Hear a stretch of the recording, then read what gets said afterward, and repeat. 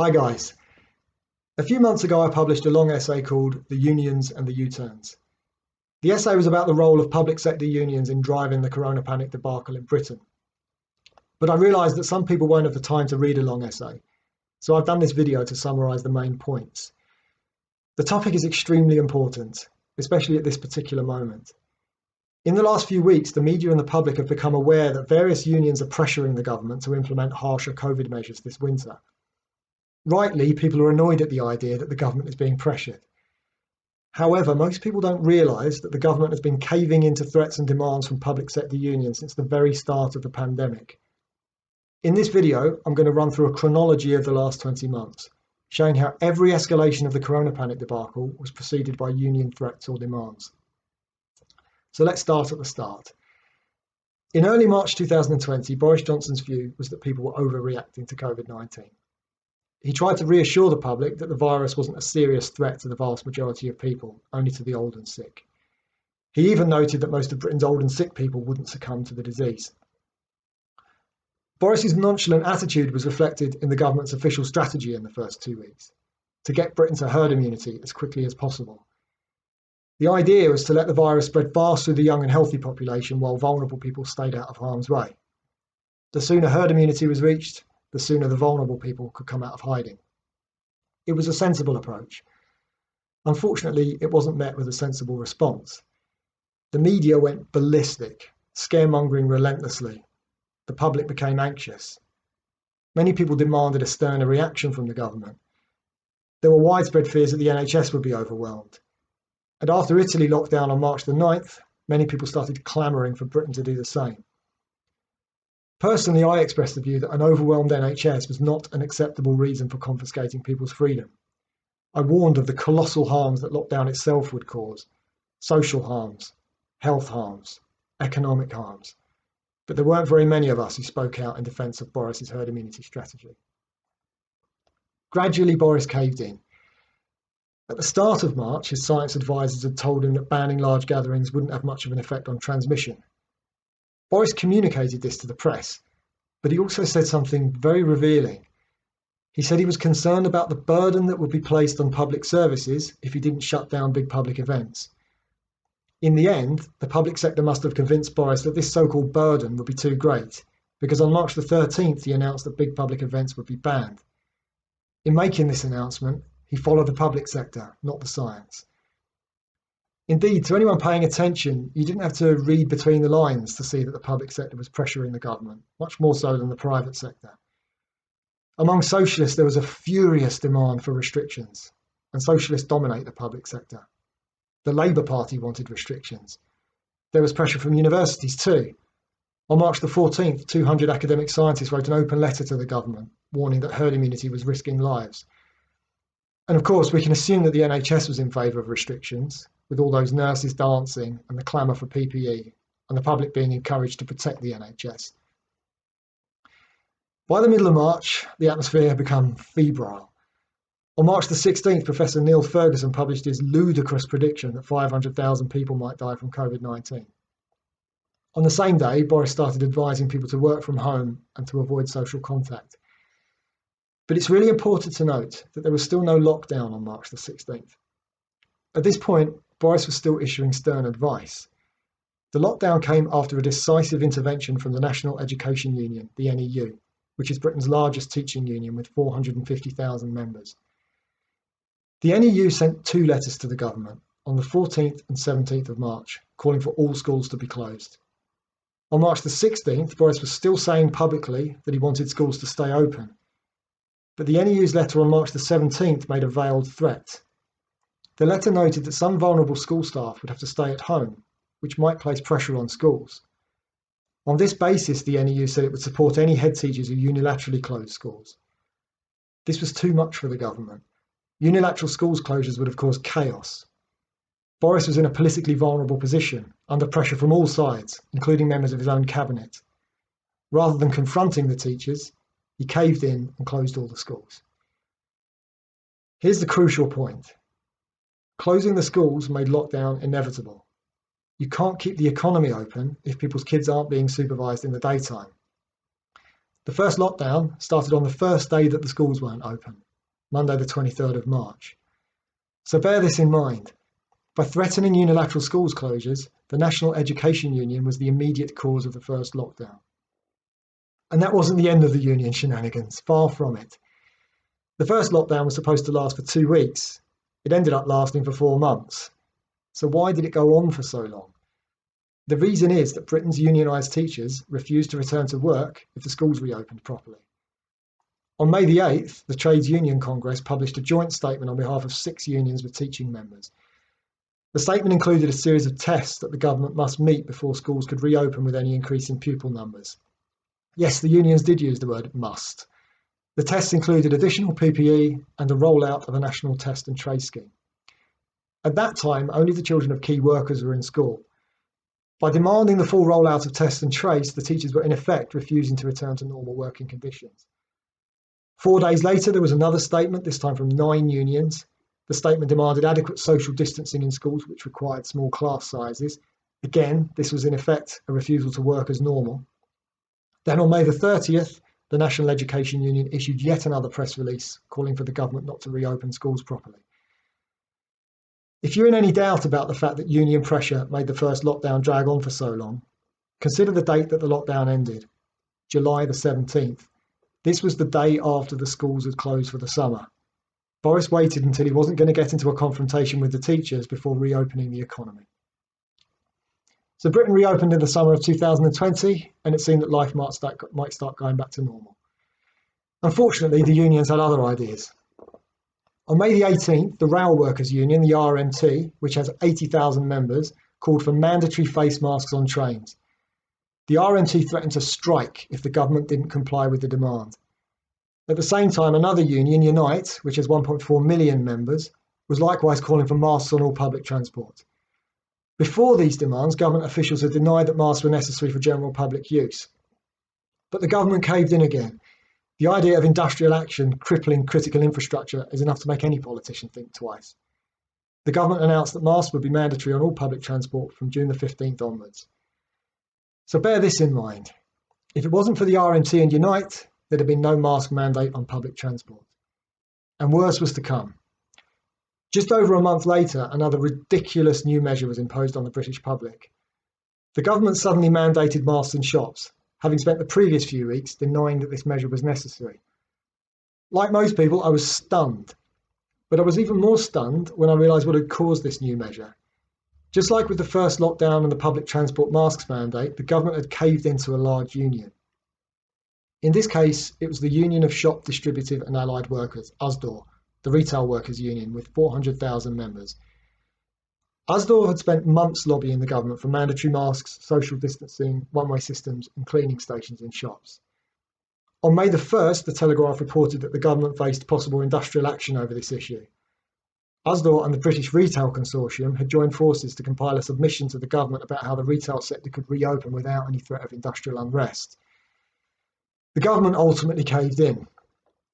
Mandatory masks in shops were announced in mid-July, coming into force on July the 24th.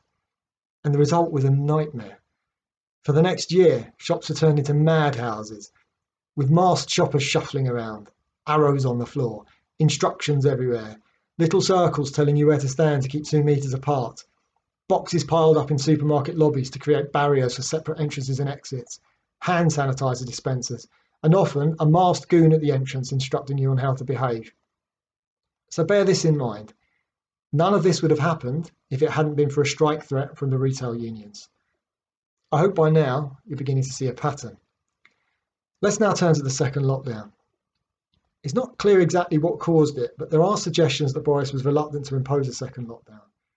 According to Dominic Cummings, Boris was regretful after the first lockdown, saying, "I should have been the mayor of Jaws and kept the beaches open."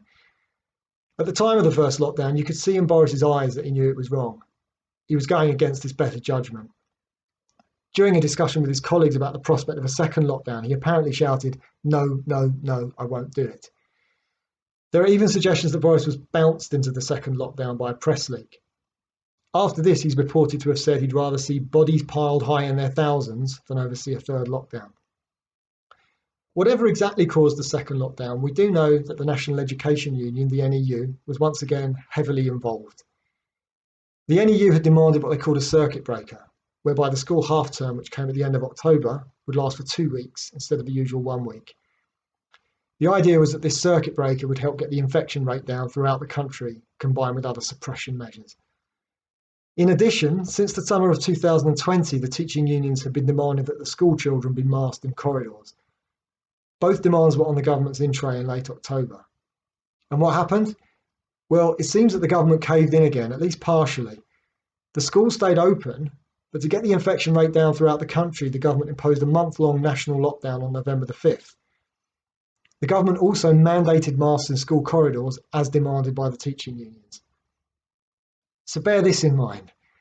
We're not sure what exactly caused the second lockdown, but it was probably the NEU again.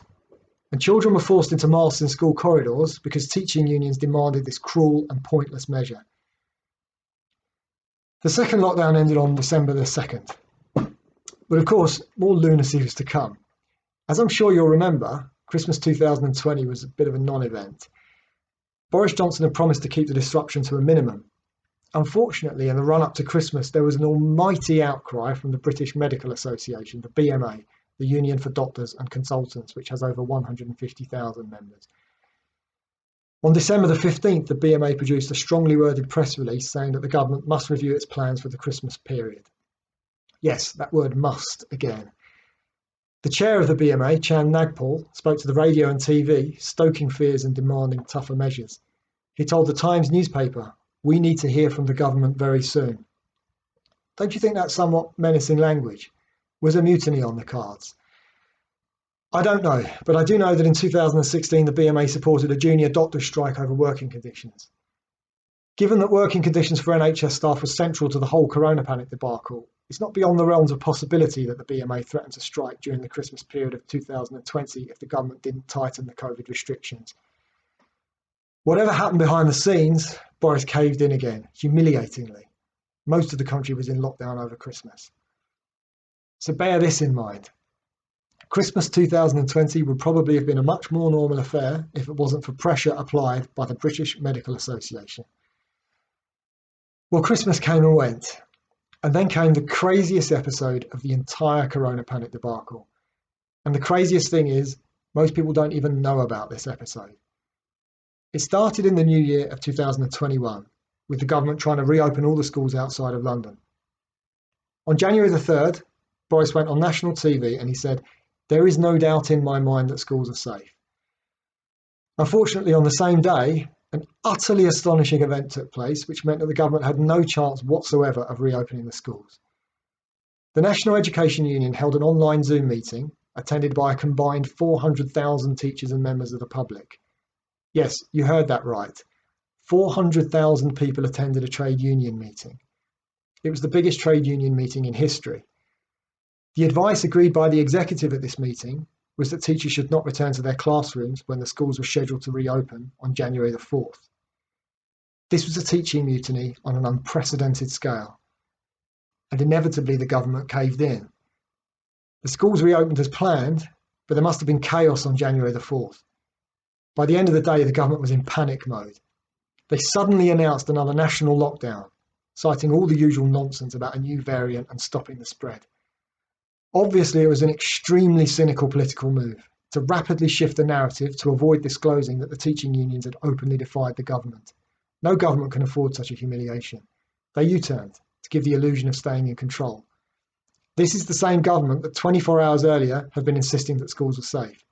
Now suddenly everyone was in lockdown purely because the teachers had refused to return to work. It's staggering, beyond belief. So bear this in mind. The National Education Union caused the third lockdown, just like the first lockdown and probably the second lockdown. The third lockdown was the longest and maddest lockdown of them all. The shenanigans from the unions escalated throughout. On January the 11th, the RMT demanded more protections on the London Underground, despite the fact that only so-called essential workers were using it. On January the 17th, the UCU, the academic union, threatened strike action to stop the government from reopening universities properly. And surprise, surprise, the teaching unions continued to run amok. In December, the NEU had demanded that children be required to wear masks in classrooms. In January, the NEU repeated the demand, although they were now resisting any full reopening of schools. The government planned to reopen schools fully on March the 8th, but on February the 19th, 9 teaching unions issued a press release saying that the plan was reckless.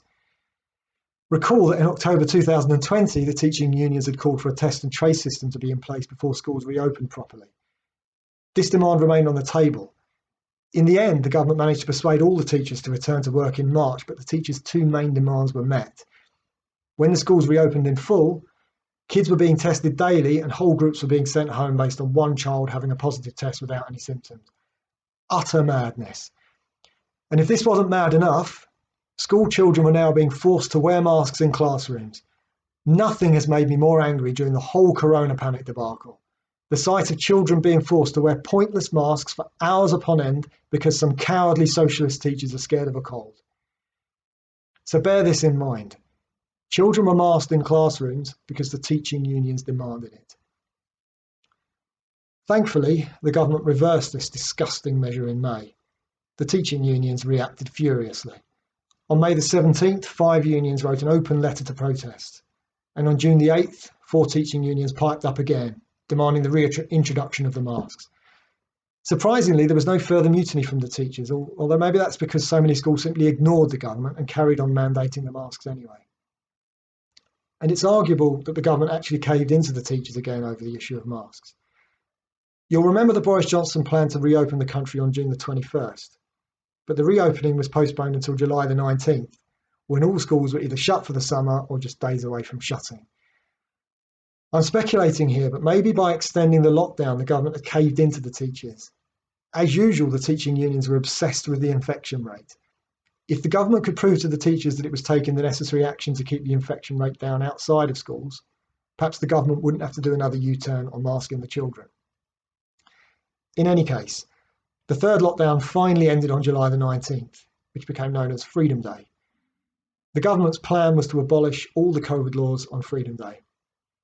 In the preceding weeks, there was a shrieking outcry from almost every single public sector union in Britain. I counted around 25 unions that protested. Amazingly, the government held firm and Freedom Day went ahead. But there was a bombshell announcement from Boris Johnson. He warned that in September, COVID passes would become mandatory for nightclubs and other large venues. Obviously, this was a hideous prospect, and thankfully it didn't happen, or at least it hasn't happened yet. But it's worth speculating as to why Boris made this announcement on Freedom Day. After all, on July the 5th, he had reassured the public that there wouldn't be COVID passes. My suspicion is that the BMA pressured the government into the U-turn. In the run-up to Freedom Day, the BMA was by far the most furious of the unions. Such was the outcry from the BMA, I was a little surprised that Boris didn't cave in and cancel Freedom Day. But then again, perhaps he did cave in, partially. Perhaps the announcement of mandatory COVID passes was a concession to the BMA. We know that GPs have been hiding in their surgeries, avoiding normal face-to-face consultations throughout the Coronapanic debacle. We know how stubborn and selfish they've been. We know that the BMA supported a strike by junior doctors in 2016. I wouldn't be surprised if there was a threat of a doctor strike in July 2021 and Boris placated the BMA through the prospect of COVID passes in September. Let's not forget, doctors stand to make a lot of money, not only from completing the mass vaccination programme, but also from the implementation of COVID passes on a long-term basis. Indeed, the BMA has been pushing the idea of COVID passes for a while now. In March 2021, the BMA published a report into COVID certification. The report was broadly supportive of the notion and preempted much of the government's messaging about the passes. For instance, the report argued that mass vaccination was key to unlocking Britain, that groups with low vaccine uptake could be targeted with COVID pass measures, and that it was only fair that the vaccine should be offered to everyone before COVID passes were introduced. Tellingly, the report also said that the government should consider whether other vaccines could be added to the COVID pass, and insisted that the government should promote the NHS as the sole supplier of the technology. The BMA knows where its interests lie. And let's also not forget that it's the NHS COVID pass. The NHS has created the app, has unilaterally promoted the app, and has negotiated its use at venues such as football grounds. So bear this in mind. The BMA and the NHS have probably pressured the government on COVID passes. And here we are. Freedom Day came and went, but the unions continued running amok. Wherever the unions hold sway, and whatever the public sector holds sway generally, Coronapanic measures have remained in place, albeit without legal enforcement. For instance, masks and social distancing rules are still in place within the NHS, council buildings, dental surgeries, and more. This in itself is enough to demonstrate where the main impetus for the Coronapanic debacle has been coming from. And we've seen more antics from the unions. On June the 4th, 4 teaching unions called for COVID vaccines to be rolled out in schools. Despite the JCVI recommending against this measure, we've seen the government capitulate to the teaching unions and make the vaccines available in schools. In recent weeks, we've also seen the NEU demanding harsher COVID measures in schools, including mandatory masks and the isolation of children who come into contact with anyone who has COVID, pending a negative PCR test. We've seen numerous unions, including the Royal College of Nursing and the TUC, calling for the reintroduction of COVID measures nationally, although not as many unions are going ballistic as they were before Freedom Day. We've seen the BMA threatening to strike because the government wants GPs to provide more face-to-face consultations. We've seen some local authorities break with the government and start encouraging the adoption of COVID measures locally, including masks in schools, other workplace restrictions, and working from home. We've seen unions mandating masks in the Houses of Parliament and trying to force MPs to abide by the ruling. We've seen the Labour Party calling for more restrictions. And we've seen NHS Federation calling for an immediate introduction of measures such as working from home, COVID passes, and mandatory face masks in enclosed spaces. This trio of measures is part of the government's so-called Plan B for COVID this winter. At the moment, the government is resisting demands to trigger Plan B, but a revised Coronavirus Act has been passed through Parliament without a vote, and the government has admitted that a new lockdown is possible as a last resort. Naturally, everyone is asking, will Plan B happen? Will there be another lockdown? Will the government tyrannise us again? Well, I think people should shift some of their focus away from the government and onto the unions and other public sector organisations that have been driving the Coronapanic debacle from the start. Ever since March 2020, the government has been on the back foot, not the front foot. Let me summarise the key events since then. The first lockdown wouldn't have happened without the NEU threatening unilateral schools closures. The second lockdown probably wouldn't have happened without the NEU demanding a circuit breaker. And the third lockdown wouldn't have happened without the NEU holding a Zoom meeting with 400,000 attendees and advising teachers not to return to work when the government was trying to reopen schools. The masks on public transport mandate wouldn't have happened without the RMT threatening to strike. The masks in shops mandate wouldn't have happened without Usdaw threatening to strike. Christmas 2020 probably wouldn't have been ruined if the BMA hadn't pressured the government. School children wouldn't have been cruelly masked in corridors and classrooms without teaching unions demanding it.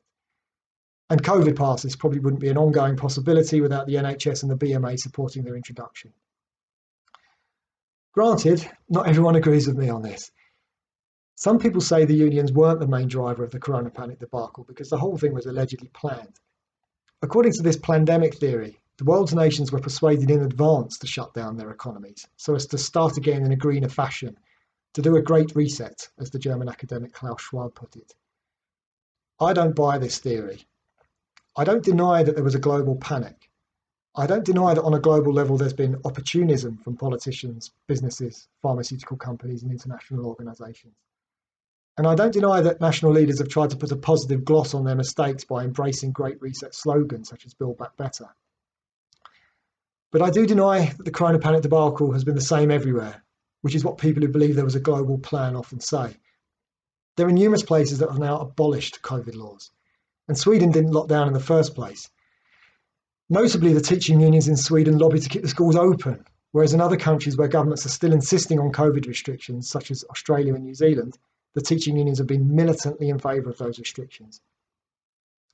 And I think it's ridiculous to ignore the reality of what happened in Britain. There was obviously no plan to lock down. Boris Johnson spent 2 weeks pursuing a herd immunity strategy, and then he caved in under monstrous pressure from the media, the public and the public sector, culminating in the NEU intervention which directly caused the first lockdown. Now let me ask a question that might sound strange. Should Boris have caved in? Well, in one sense, obviously not. The lockdown was an atrocity. I said so at the time.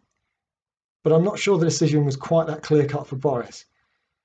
Let's remember the circumstances and the pressure he was under.